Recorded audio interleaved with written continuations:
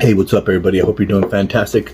And this is your boy Epi Montoya. I want to shoot this video for you right now because I have a mentor right now who's been asking me to tell my story a whole lot more, okay? And it's not as easy as he thinks, you know what I'm saying? But he always asking me, to reach out and help the person that I used to be once.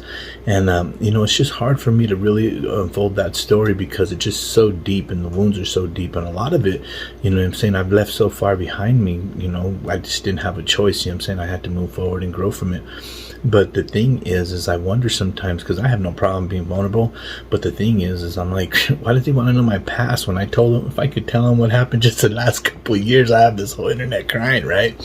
But some of you that are going to want to stay tuned, or if you ever grew up with any kind of childhood trauma at a young age, like 2, 3, just like your first earliest memories of life, whether it be abuse or, battered women's shelters or neglection, if you feel abandonment, at a young age, trying to find your way at a young age to what was happening, growing up in fear, growing up running and scared, you're going to want to stick around, okay? And then maybe some of us, that have been through, just a lot of failures in life. I failed the 5th grade and I struggled all through, elementary school.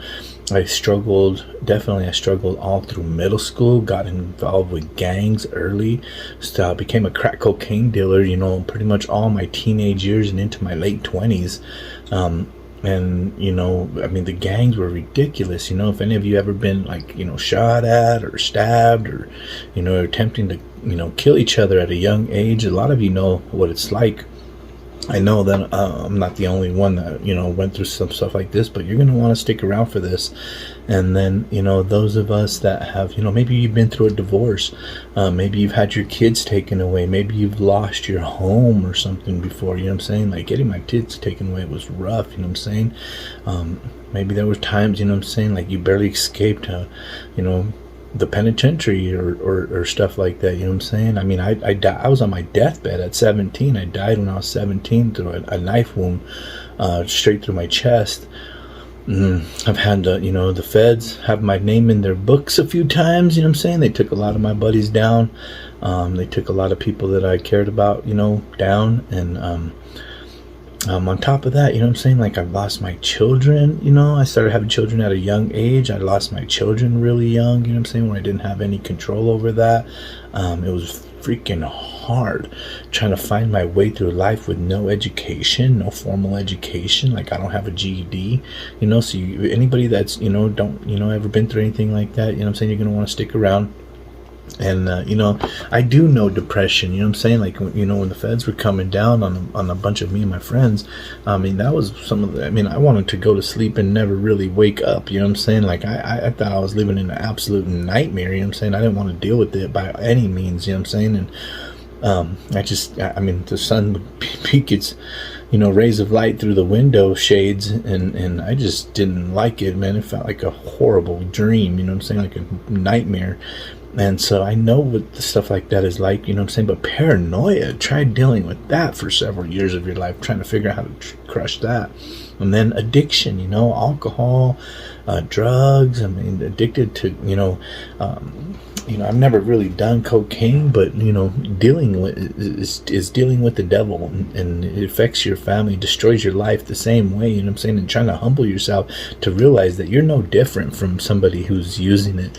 If you're dealing it, how it's going to destroy your life and, just all those things. But, if any of you ever lost a home or lost large sums of money, or if you ever been in, court battles, being sued before, if you ever, just accidents or, experienced, death real close to you for pretty much your entire life. I know this is a lot of us, and all I'm really trying to say is me and you have some things in common, okay?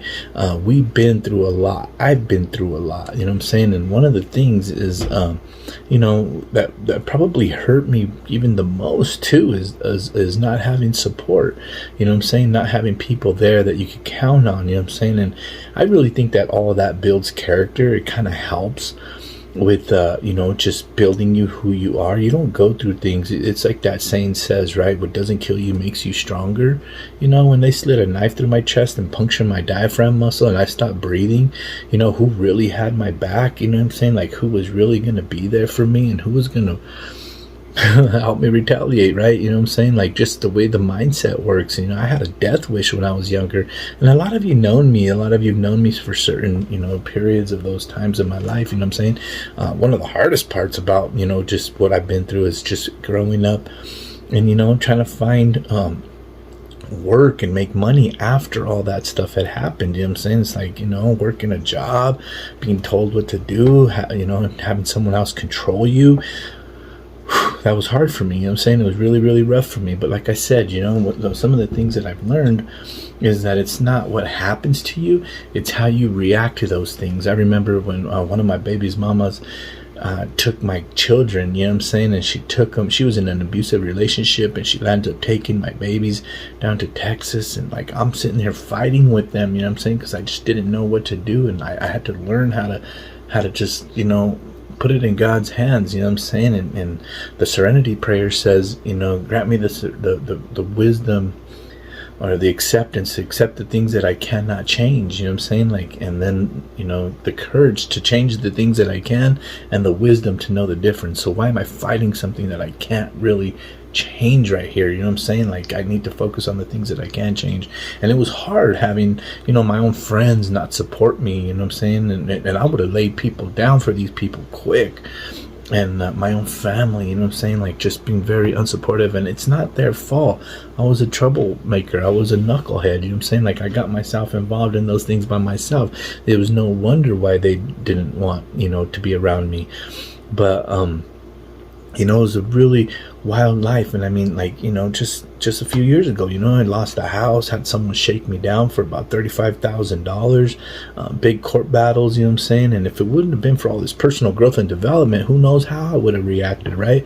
But, hardcore stuff as far as like, having your friends not support you, having your family not support you, having to find your way, figuring out like how cold this world could really be, right? So I have every reason in the world to be depressed or sad and give up. But it's one of those things that I just I don't have anybody to count on, you know what I'm saying? And let me just tell you this, okay? Like, I know no one's gonna feel real sorry for me when I die, because here's one thing: I'm not just existing here, okay? I'm not gonna just die. If I were to die today, I'd die a happy man, because you know what? I went for it. I left it all out there. I went and I gave it everything I got.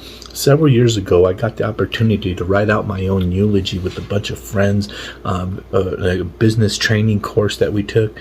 And, I wanted to be a better son, you know what I'm saying? Like, I wanted to be a better father. I wanted to be a better neighbor. I wanted to be a better person. I prayed for these things. I asked God to guide me. I prayed for wisdom. And, I wanted to take care of my mother in her elderly age, you know what I'm saying? And, a few short years later, here I am, voila, you know what I'm saying? Like, just living. And I haven't worked a real, my last serving job was probably like 9 years ago, you know what I'm saying? And I'm very self-sustained. I've got to travel to places that I never thought would be possible for a guy like me. I've got to do a lot of things that I've never got to, that I would have probably never been able to do. I'm very lucky that I didn't end up in prison. And it is. Some of my friends could tell different stories about me that I've already tucked so far into the crevices that they'll never come out, you know what I'm saying? But I'm just saying, like, by the time COVID hit us, I was like, whatever, sorry, I didn't participate in COVID. I had to keep up my hustle, you know what I'm saying? Like, I had to keep on working because I was going through it then. So all I'm really trying to say is I would be naive to think that curveballs ain't going to continue to come. And that's why I go so hard, because I don't want to hit one of these icebergs that are going to be out there. And I've been looking to solidify an easier path for me. I got to be able to take care of myself for months and months and years in advance, you know what I'm saying? Like, I don't want to be stuck in a rock and a hard place, living paycheck to paycheck, and that's why I am the way I am, okay?